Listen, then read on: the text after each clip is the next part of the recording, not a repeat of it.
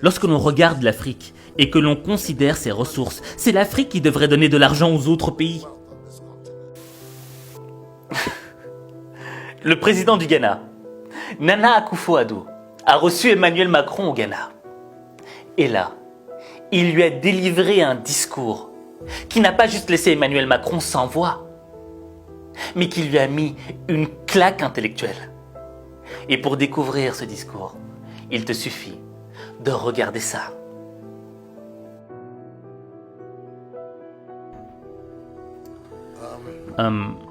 J'espère que le commentaire que je m'apprête à faire au sujet de ce problème ne va offenser personne dans cette salle.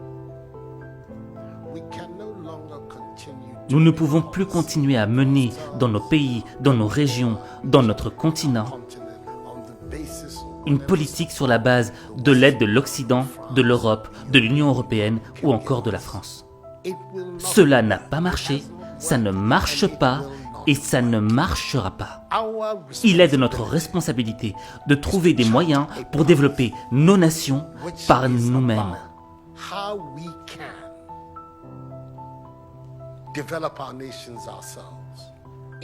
Ce n'est pas juste qu'un pays comme le Ghana, 60 ans après son indépendance, continue à définir son budget de l'éducation et de la santé sur la base des financements provenant du contribuable européen. Au stade où nous sommes, nous devrions être capables de financer nous-mêmes nos besoins de base. Nous allons considérer les 60 années à venir comme une période de transition, à l'issue de laquelle nous pourrons voler de nos propres ailes. Notre objectif n'est plus de compter sur ce que le contribuable français pourra nous donner. Nous accepterons cependant tout apport que le contribuable français pourra nous apporter à travers son gouvernement. Nous n'allons évidemment pas tourner le dos à tout apport de l'autre.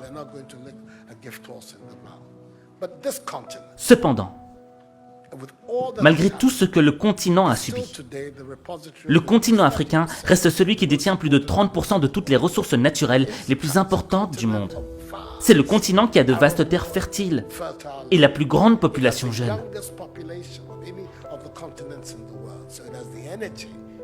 Ce qui constitue une énergie et un dynamisme dont ce continent a besoin. Regardez ces jeunes qui font preuve d'ingéniosité pour traverser le Sahara et la Méditerranée.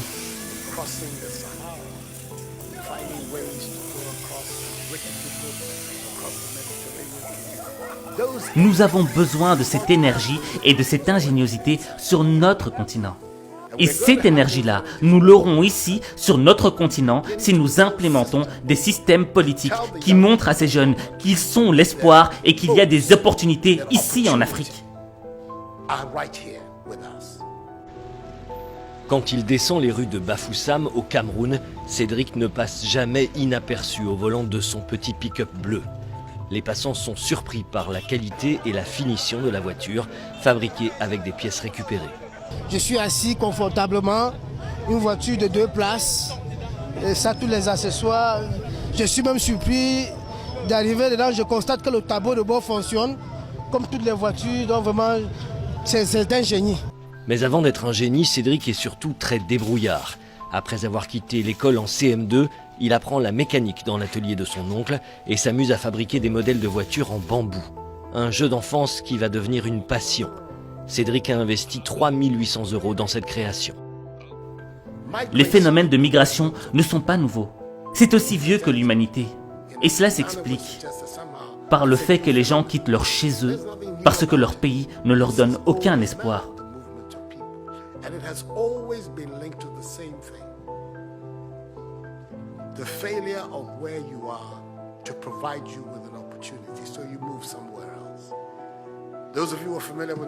Ceux d'entre vous qui connaissent l'histoire de l'Europe savent que les grandes vagues d'immigration en Europe au XIXe siècle partaient d'Italie et d'Irlande.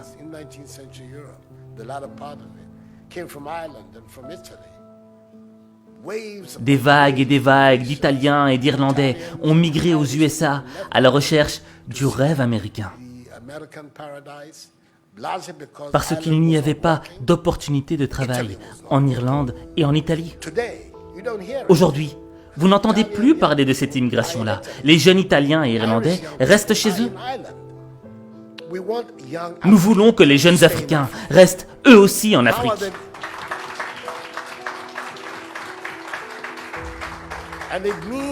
Pour cela, nous devons refuser cet état d'esprit d'assister. Cet état d'esprit qui consiste à demander ce que la France fera pour nous. La France peut faire ce qu'elle veut de son propre gré. Et si cela coïncide avec nos intérêts, tant mieux, comme on dit en français. Mais notre principale responsabilité en tant que leader et en tant que citoyen, c'est de développer nos propres pays, de mettre sur pied des systèmes de gouvernance qui nous permettront d'avoir des leaders responsables de leurs actes et qui utilisent les moyens mis à leur disposition pour le bien du peuple et non pas pour leur propre intérêt. Notre préoccupation devrait consister à nous demander ce que nous devons faire pour éviter que l'Afrique ne continue à mendier de l'aide et à demander de l'aumône dans ce 21e siècle.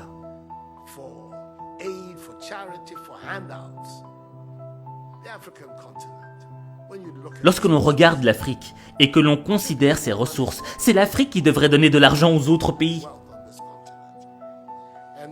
Sans vouloir offenser le président français, car je suis francophile et je n'ai aucun problème avec la coopération française.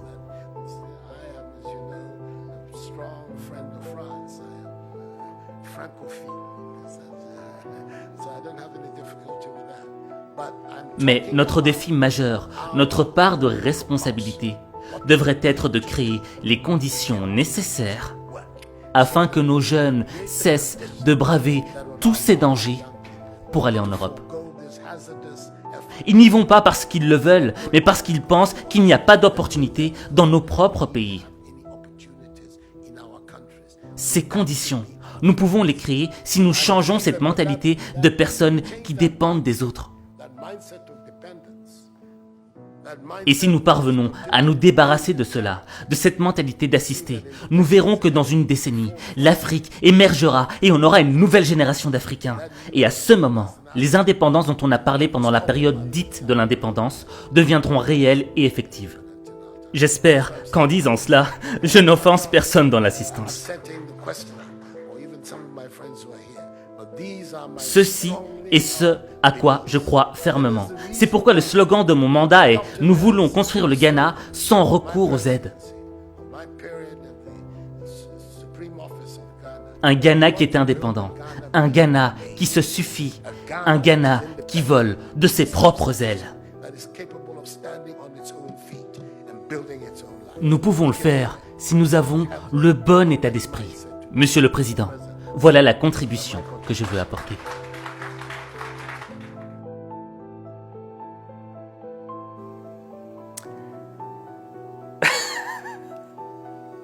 Ce président est trop fort. Ce président du Ghana est trop fort. Parce qu'il est là, il délivre un discours et après il dit « Hey, j'espère que j'ai blessé personne, hein, ok? Ouais, cool, hein. Mettez-vous à l'aise, mettez-vous à l'aise. Je vais juste vous mettre une petite fessée intellectuelle. » C'est un discours qui est rempli de vérité. D'accord? Et je pense que l'élément le plus important à retenir dans ce discours, c'est l'aspect de la dépendance. Il le dit. Il ne faut plus que l'Africain soit dépendant de la main qu'il nourrit. Le problème, c'est quoi? C'est que ce soit à l'échelle d'un pays ou que ce soit à notre propre échelle individuelle, souvent, on est très souvent dépendant des autres. Dépendant d'un job, dépendant d'une personne qu'on aime. Au fait, on attend qu'on nous donne les choses. Mais quand on est dans cette position de dépendance, entre guillemets, on est soumis. Et lorsqu'on est soumis, cela signifie que l'on devient un spectateur de sa vie. Parce que le changement ne vient pas de nous. Le changement vient de celui qui nous donne la chose. Et là, le président Nana Akufo-Addo, il a compris que le vrai changement ne viendrait pas des autres, mais qu'il viendrait de nous-mêmes, de l'intérieur. Je le dis souvent, la seule variable du changement de ta vie, c'est toi. Tu es la seule variable.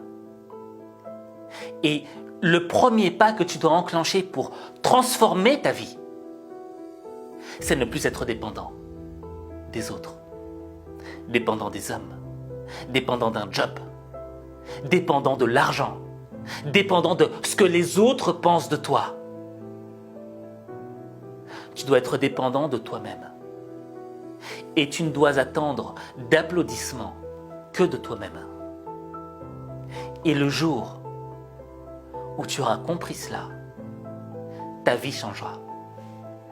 Parce que ta vie, il n'y a que toi qui peux la changer. Il n'y a que toi. Alors, j'ai une question à te poser, d'accord?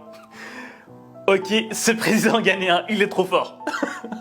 Mais est-ce qu'il n'y a pas un autre président qui t'a inspiré aussi? Ou même une personnalité, tu vois? Quelqu'un qui, à travers un discours, a peut-être changé quelque chose dans ta vie. Dis-le en commentaire. Et en fonction de ce que tu diras en commentaire, eh bien peut-être que j'en ferai une vidéo. Moi j'ai une idée, ce serait peut-être... Quand même, lui aussi il avait des sacrés discours. Bref, en tout cas, j'attends de lire ton commentaire. Et n'oublie pas aussi que ma masterclass est sortie, la masterclass Ultra Boost. Et si tu veux en savoir plus, il te suffit tout simplement de cliquer sur le lien que j'ai épinglé en commentaire. Sur ce, je te retrouve pour un prochain épisode.